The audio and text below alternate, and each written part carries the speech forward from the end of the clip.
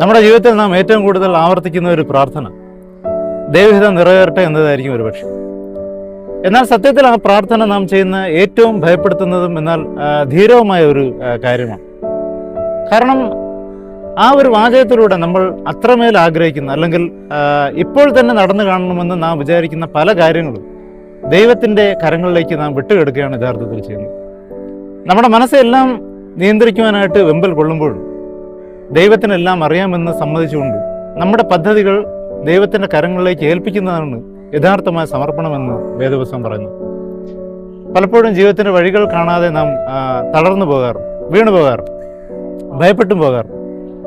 ദൈവമേ, എന്തുകൊണ്ടാണ് കാര്യങ്ങൾ ഇങ്ങനെയാകുന്നതെന്നും അല്ലെങ്കിൽ എപ്പോഴാണ് ഇതിനൊരു മാറ്റം വരുന്നത് എന്ന് എനിക്കറിയില്ല, എങ്കിലും ഞാൻ അങ്ങയിൽ വിശ്വസിക്കുന്നു എന്ന് പറയുവാനായിട്ട് നമ്മുടെ ക്രിസ്തീയ ജീവിതത്തിൽ നമുക്ക് സാധിക്കണം.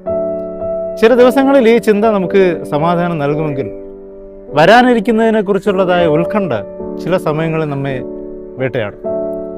ഇവിടെയാണ് നാം ഒരു കാര്യം മനസ്സിലാക്കേണ്ടത്. നമ്മുടെ ക്രിസ്തീയ ജീവിതത്തിൽ ദൈവത്തിൻ്റെ സമയവും പദ്ധതികളും നാം പ്രതീക്ഷിച്ചതുപോലെ ആയിരിക്കണമെന്നില്ല എല്ലായ്പ്പോഴും.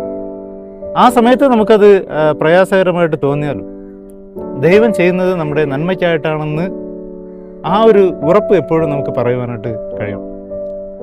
യഥാർത്ഥത്തിൽ ദൈവഹിതത്തിനായി നാം പ്രാർത്ഥിക്കുമ്പോൾ നമ്മുടെ സകല ഭയങ്ങളും പ്രതീക്ഷകളും സ്വപ്നങ്ങളും നാം യഥാർത്ഥത്തിൽ ദൈവത്തെ ഏൽപ്പിക്കുകയാണ് ചെയ്യുന്നത്. അങ്ങേക്കെല്ലാം അറിയാമെന്നും അവിടെ നിന്ന് കൈവിടില്ലെന്നുമുള്ള ആ ഒരു ഉറച്ച വിശ്വാസമാണ് നമ്മുടെ ബലം എന്ന് പറയുന്നത് നമ്മുടെ ക്രിസ്തീയ ജീവിതത്തിൽ. നിങ്ങളുടെ സകല പദ്ധതികളും ദൈവകരങ്ങളിൽ ഏൽപ്പിക്കുവാനും ആ നിയന്ത്രണം ദൈവത്തിന് വിട്ടുകൊടുക്കുവാനും നിങ്ങൾ തയ്യാറാണ് എങ്കിൽ നിങ്ങൾക്ക് ശക്തമായി നിങ്ങളുടെ ക്രിസ്തീയ ജീവിതത്തിൽ മുന്നോട്ട് പോകുവാനായിട്ട് കഴിയും. അതിനുവേണ്ടിയുള്ള ബലം ക്രിസ്തു നമുക്ക് നൽകും. God bless.